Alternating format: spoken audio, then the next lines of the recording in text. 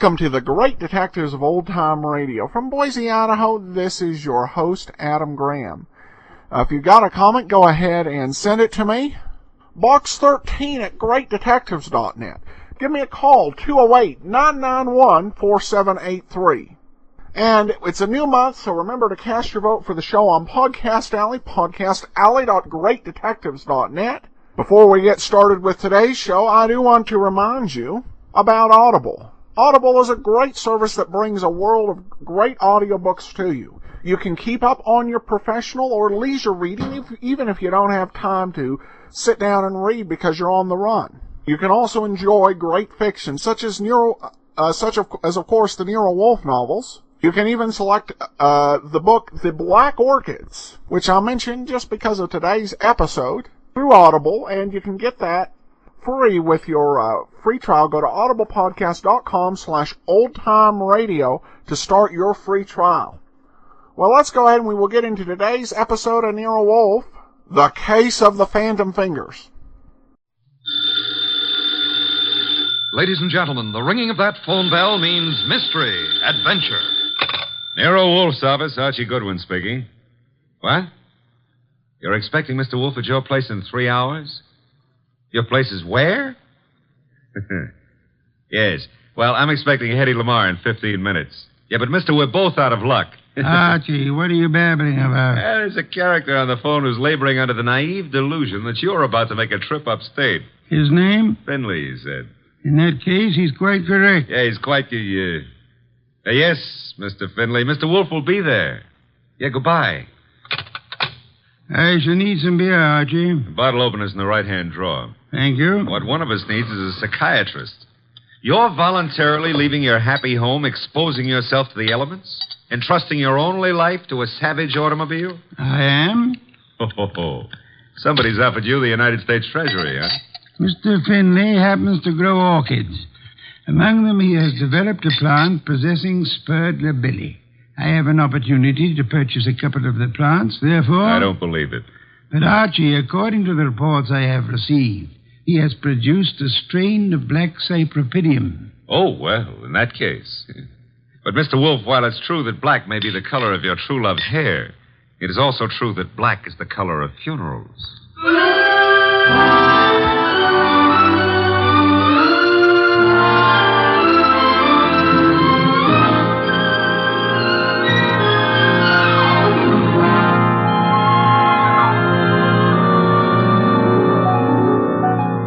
Ladies and gentlemen, it's the detective genius who rates the knife and fork the greatest tools ever invented by man. The ponderous, brilliant, and unpredictable Nero Wolfe. Created by Rex Stout and brought to you in the person of Mr. Sidney Greenstreet.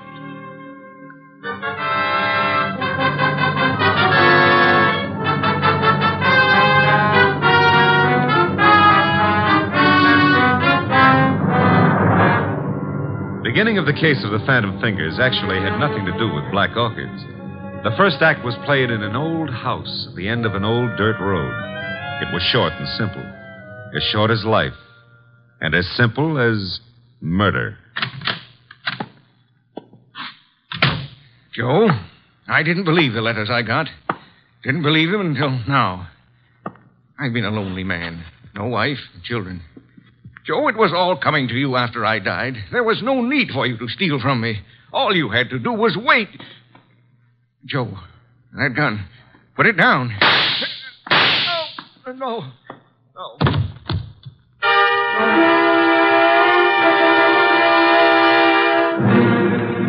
Archie. Yes, Mr. Wolfe. How much longer? Oh, an hour, maybe. Why? I'm a fool. Yeah, well, payday's tomorrow. I refuse to agree with you. Besides, the trip's been fine so far, huh? So there's snow on the road, but, Phooey. well, it's nice snow. Pretty soon it'll be spring, and in the spring... If you mention old Tidmas once more, I shall strangle you. No, it's against the law. But you know, that snow melts much faster, the trees won't look so pretty. Trees, are they really necessary? Uh-huh. People cut them down and make paper out of them. And they take the paper and make dollar bills. Mr. Wolfe, we're surrounded by future thieves. I prefer the finished product. What on earth is that? Sounds like a river. Indeed. Except there aren't any rivers around here. Hey, Yeah? up ahead. What? Huh? It's a river. Only it isn't a river. It's wet. It's wet and it's got waves on it. Had to start raining, too. Nature. Phooey. The road behind us is covered with water. We just have to keep going onward and upward. Would you like to recite Excelsior to me? Why, sure. Shades of night were falling fast when through an alpine village passed... An idiot of your caliber, no doubt. Oh. That infernal engine has died. No, the road dips up ahead. And where it dips, there's a junior Mississippi growing up. Splendid. Not so splendid. We can't go back and we can't go forward. Why not? They didn't build this model to swim. No foresight. What do we do now? Well, we could abandon the car and, Walk, are you mad? Are you seriously suggesting I indulge in a foot race with the flood? Yeah, well, not seriously, but, Oh, you've decided to give the car a swimming lesson? no. There's what looks like a cow path leading off the highway. To your right. Maybe it's a road. We progress. We now follow the footstep of the cow. Ah, it is a road. An old dirt road. Not only that, it goes up. Is that good? Theoretically. We might get above the water that way. And if the theory fails? Mr. Wolfe, how are you on the Australian crawl? Hey, there's been another car on this road before us. You can see the tire tracks in the mud. Interesting. An indication that there are other maniacs about. I myself would not have chosen this particular spot to picnic in. Well, it's not that. There's somebody lying on the road. People have peculiar habits. Ignore him and drive on. Hold on a moment.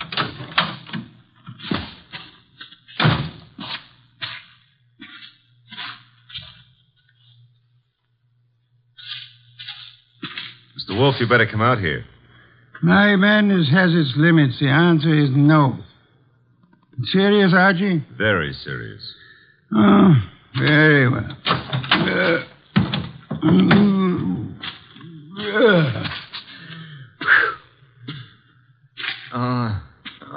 Good heavens.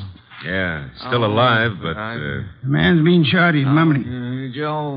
yelling for Joe. Be still. Don't forgive stealing. Don't. So much for that. Pick him up, Archie. Put him in the car. Might be bad for him to be moved. No, there is nothing that can be bad for him. He's dead.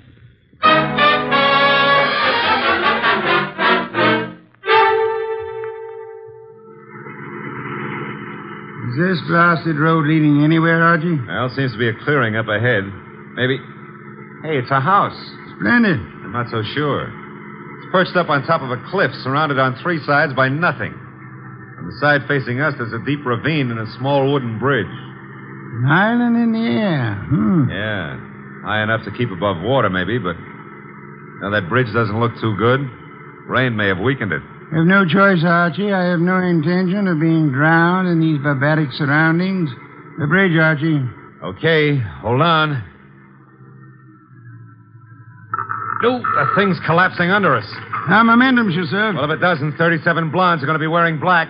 Correction, 38. I forgot the one in Gimbel's bargain basement. Hey, we made it. The bridge will never be the same, though. There's a car ahead of us in front of the house. The car from which our dead friend, was thrown. Only one set of car tracks in the mud along the road, and here... And all we have to do is walk in, ask for the owner of the house, and, Possibly, and possibly not. Archie, go through the corpse's pockets. Well, that's not cricket. Yeah, all right. I'm going through. There's not much on him. Handkerchief, silver, driver's license. The name was, James Miller. Address Garner Lane. Walden. Now, I've got an idea this is Garner Lane, Mr. Wolfe. In which case, someone named Joe was looking after the house for him, committed theft, and murdered Miller. Miller's body was then dumped on the road in the hopes that the floods would wash the body away. No one at the house seems to have noticed our arrival. Nope. Well, let's go in and ask for Joe, huh? Very well.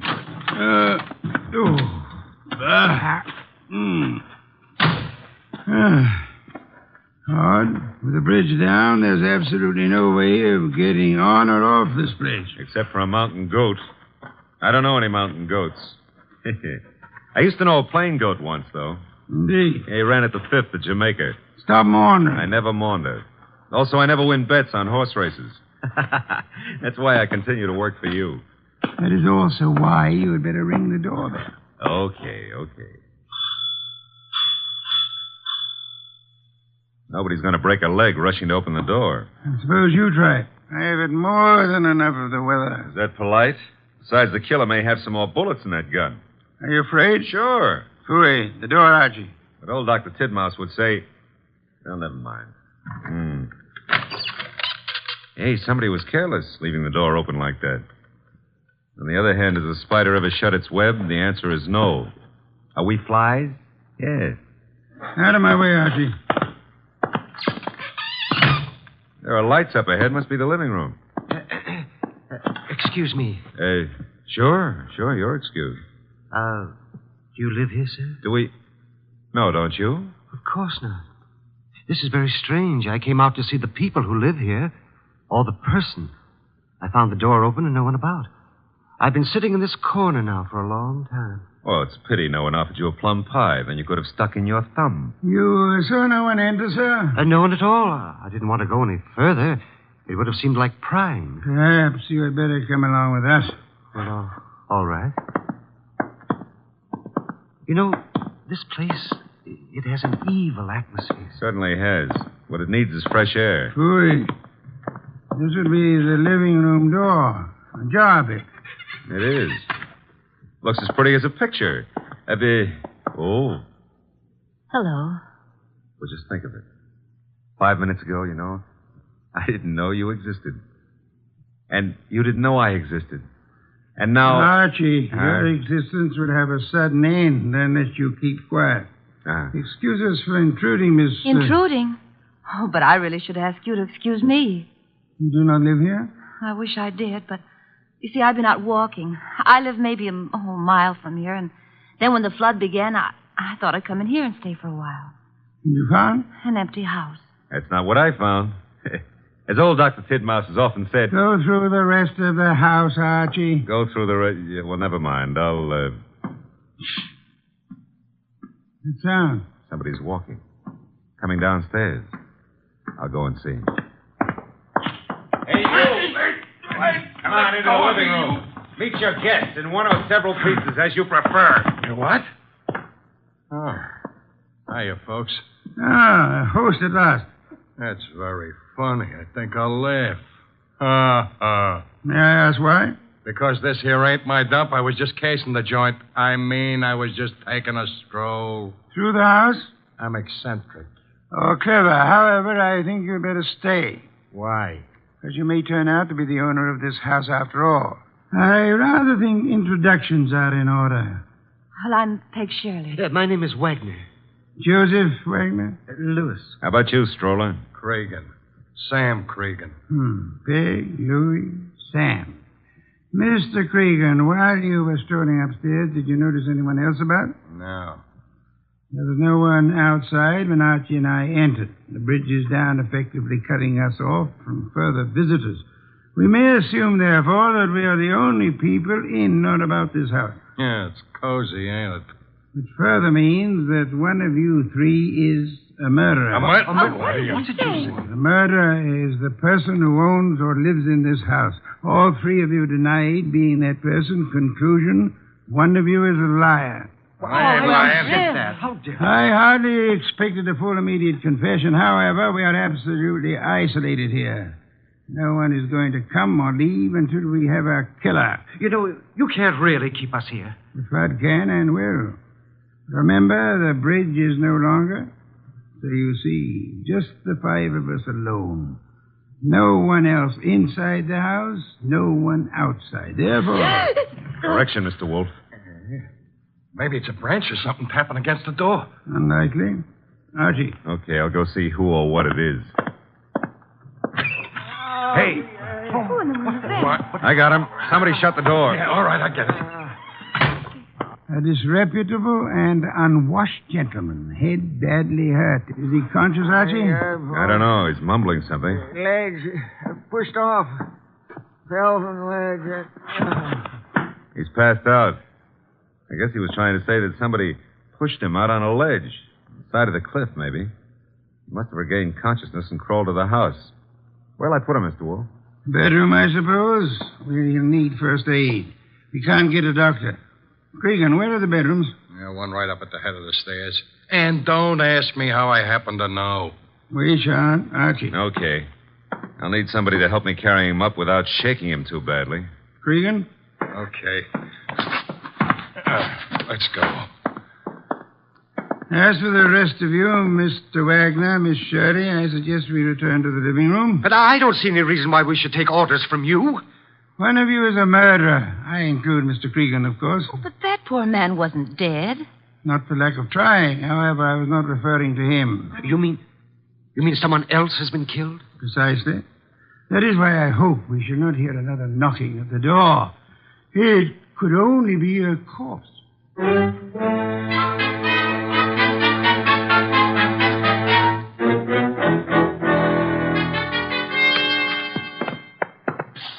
Archie. And Cregan. Yeah. The injured man? Still out. Probably got a concussion. Did he say anything further? Well, he babbled a bit. I don't know if... We should assume we're among friends, Archie. Exactly what did he say? Well, he was pushed over the edge of the cliff because he saw Miller killed. Did he also see who? No. Passed out before he had a chance. He's an old tramp, Mr. Wolfe. He was bumming his way through the country when he saw the murder. He must have decided on a touch of blackmail and receiving a concussion instead, which may last for hours or for days. Somebody's playing with the lights. Some fool. The switch was over this way.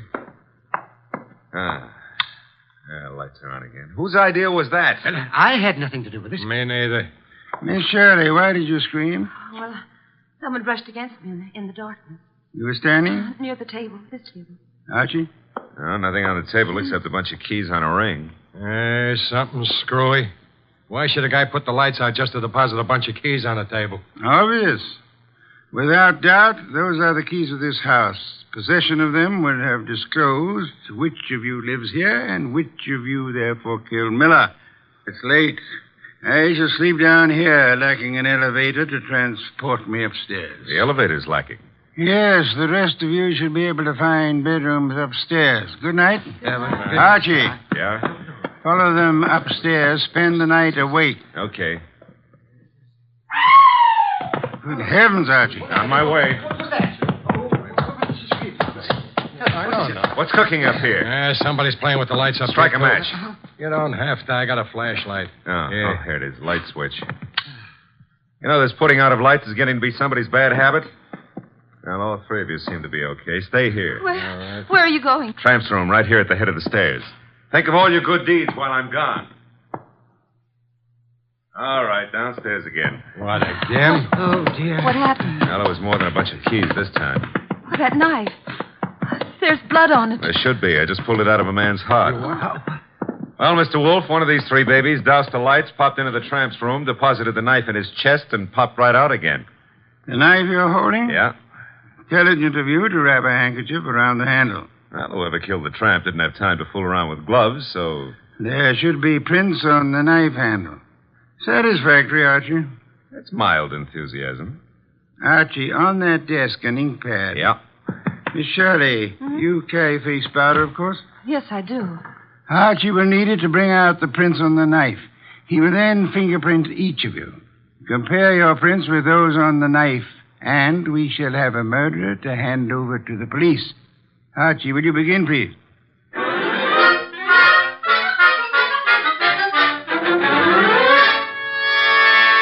Here they are, Mr. Wolfe. 3 cards labeled with Miss Shirley's name, Cregan's, and Wagner's. Their respective prints are on each card. Good. I have the knife here. Several quite distinct prints on it. It should be child's play to, Archie. Yeah? Take your own prints and mine. What? Do as I say quickly. Yes, sir. All right, give me your thumb.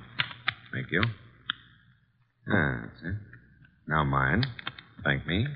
That's it. There's something wrong. Something wrong and deadly loose in this house tonight. Well, there's a card with your prints in mine. Thank you. Now you got 5 cards altogether. So I have.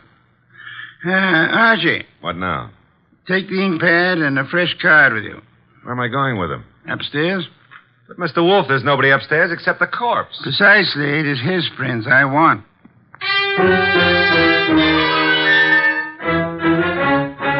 Oh, this is so ridiculous. It's over with. Tired of it. Tiresome. Archie, Yeah, I got the dead man's prints. will all of you please sit? All right, but it's... Good heavens, young woman, be careful. We want no accidents. Sorry, I caught my high heels in the rug. Archie, the card with the corpse's prints on it. Yes, sir. Thank you. You know, I've had quite enough of this nonsense. Have you, Mr. Wagner? Yeah, and so have I, Mr. Wolfe. Also, I don't think you know what you're doing. Perhaps not. However, I have something rather interesting to tell all of you. There is no one in this house besides yourselves, except, of course, for the dead man upstairs. There is no one on the rock on which this house stands, except for another dead man in our car. Look, we already know all that. Bear with me. We may rule out secret passages, unusual hiding places, or anything of that esoteric and childish nature. We may also rest assured that no one has come to or left this house or rock within the last few hours. Well, that means we're kind of hermetically sealed here, huh? Meaning also that whoever was here when the tramp was killed is still here. Still here in this room. Correct, Archie. Now then, I have checked the dead tramp's prints against those on the knife. Theoretically, suicide was possible. However, the prints do not match. That guy was in no condition to kill himself anyway. True. And I checked Archie's prints and mine against those on the knife. No similarity. Oh, but no one suspected either of you. Thank you, but I had to be thorough. That left only the 3 of you.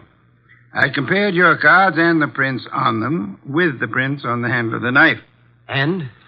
I want you to remember one thing very clearly.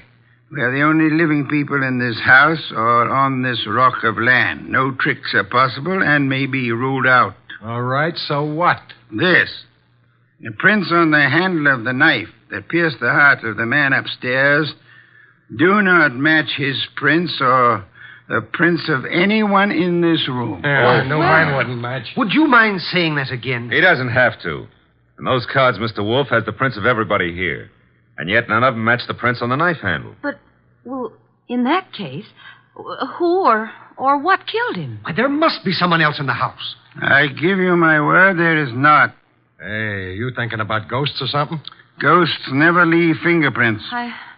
I've got to get away. I can't stand this. Me too. Come on, lady. But I'll come along with you if you don't mind. Mr. Wolfe. Let them go. The bridge is down. They can't get far. Okay. I don't get it. Get what? Well, the fingerprint business. And who killed Miller plus the tramp? The identity of the killer, Archie, is quite obvious. It is? To who? To whom? Who's whom? That's a joke. Yeah, I'm stalling for self-respect. You know? Of course I do. I have no conclusive proof, however. I had hoped the fingerprints would be of assistance there, but they proved to be phantoms. I'm still smarting about the other thing. You know, it's at times like this that I almost agree with you about my intelligence.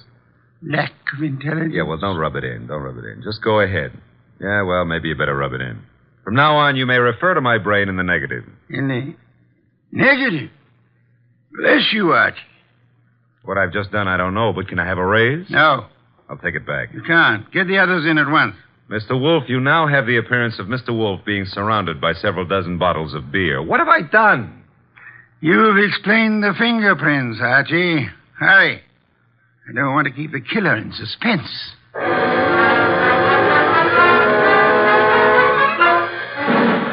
I don't care. No, I'm very nervous. I don't like this. Archie. They're all here. Yes, but they're all making a noise. Stop them. Miss Shirley, Mr. Cregan, Mr. Wagner, will you please shut... Mr. Wolfe, they have. Thank you, Archie. Now then, I have known for some little time which of you killed the tramp and Miller. I lack proof, however. And you have it now? I will admit for a while I was flummoxed by the negative evidence of the fingerprints. They seem to indicate that the tramp was murdered by a phantom. However, the word negative itself has solved the minor problem. Minor to who? To whom? Never mind. Shh. Archie, what is the salient feature of a film negative? Well, I suppose it's the fact that the darks are light and the lights are dark, huh? Precisely. A reversal, then, of the actual appearances. Now, are there any similarities between filmed images and fingerprints? Oh, in a way. You could call the whorls and hollows that determine the individual characteristics of a fingerprint the lights and darks, huh?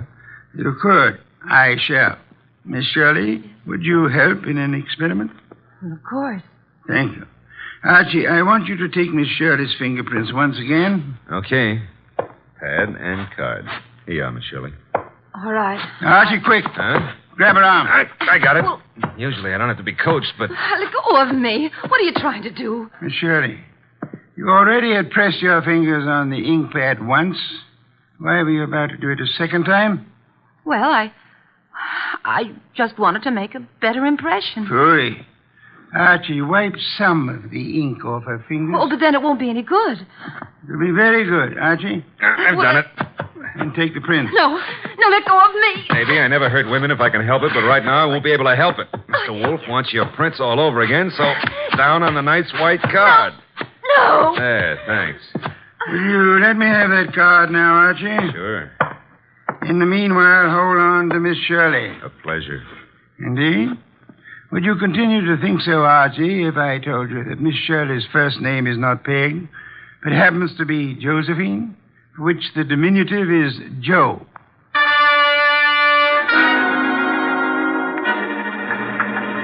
Glad they're fixing the bridge. I was beginning to think we'd be here forever. Boy, we have been. You know, if those black orchids have been holding their breath waiting for you, they're going to be red in the face. Hey, new breed, red orchids, huh? Archie, must you talk? Well, it's fun. Also, you've been holding out on me about the case. I surrender. Okay.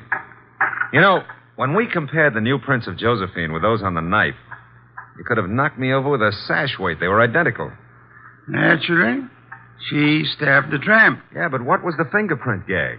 She merely loaded her fingers so heavily with ink that she falsified the markings. She filled up the hollows and walls with ink. The result was that ridges became hollows and vice versa, in the same fashion that a photographic negative falsifies lights and darks. You got that when I mentioned the word negative. It works, huh? Try it sometime. Yeah, the very next bank I robbed. But you said you knew who killed Miller and the tramp even before you exposed the fingerprint gimmick. How? We knew Miller's murderer lived in this house, had been stealing from him and so on. Uh-huh. Stealing what? Cash, of course. He, as the girl admitted, was an eccentric, kept his money on the property. Cregan had probably heard of it, hence his casing of the house. Yeah? Our problem, therefore, was to discover who lived in this house. All three suspects denied it. Josephine Shirley told us, as you may remember, that she'd gone for a walk and then been driven by the flood to this house where we found her. Well, that's what she said. It could have been. No, because as you may also remember, she tripped at one point over the living room rug and mentioned why. Sure, she said she was wearing high heels. Uh-oh, because out in the country there are no pavements, so girls don't go for a walk in high-heel shoes. Therefore, she hadn't gone for a walk. Therefore, she was lying. Therefore, she killed Miller, and... I should have noticed those heels myself. You should have, Archie. Your trouble, I suspect, was that you didn't notice the feet for the legs.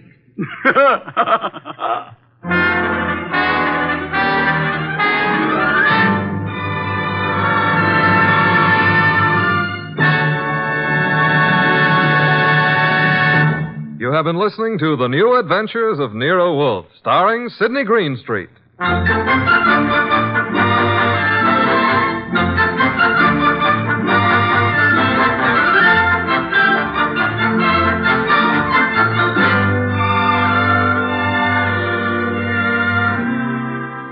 Tonight's transcribed story was based on the characters created by Rex Stout. This is an Edwin Fadiman program produced and directed by J. Donald Wilson.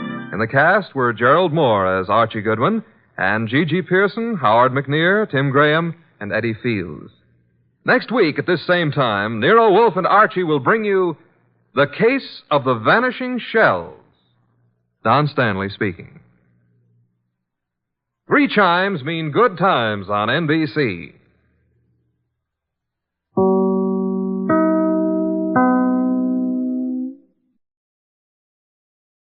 Welcome back. Well, I have poked a little fun at what I've often thought was taking Wolfe too often out of the brownstone in this series. But this time I definitely feel it's appropriate. Probably when Wolfe has left the brownstone, more often than not, it's been for something orchid related. He just won't leave on detective business. I did have to kind of wonder about this killer. I suspected the woman in the first place just because the Joe thing would really throw us off the trail. And then when she mentioned the high heels, that definitely struck me as odd. So this was a good case, a lot of fun. And of course I mentioned the black orchids in the opening because Rex Stout actually had a story by that title, was the first collection of 2 stories. So the collection, The Black Orchids, has the black orchids in it, and also Cordially Invited to Meet Death. Well, in my weekly commentary, or a blog post I should say, I went ahead and compared 3 versions of Murder on the Orient Express. The 2010 version that was done over ITV, the 1974 television version, and the BBC Radio 4 version, which I got off of Audible.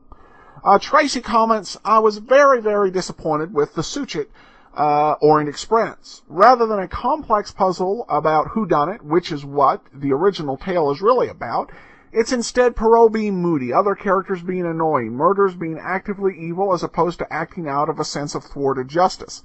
I thought the star power of the Finney film worked in its favor by making the various suspects stand apart more. With a dozen possible murderers, it can be really hard for the movie audience to remember who is who, but nobody mixes up Vanessa Redgrave and Ingrid Bergman.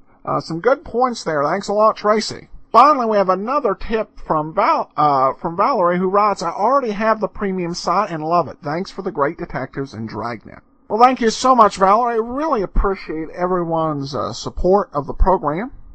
We'll be back tomorrow with Let George Do It. In the meanwhile, send your comments to box13@greatdetectives.net. Cast your vote for the show on Podcast Alley, podcastalley.greatdetectives.net. And become one of our friends on Facebook, facebook.com/radiodetectives. From Boise, Idaho, though, this is your host, Adam Graham, signing off.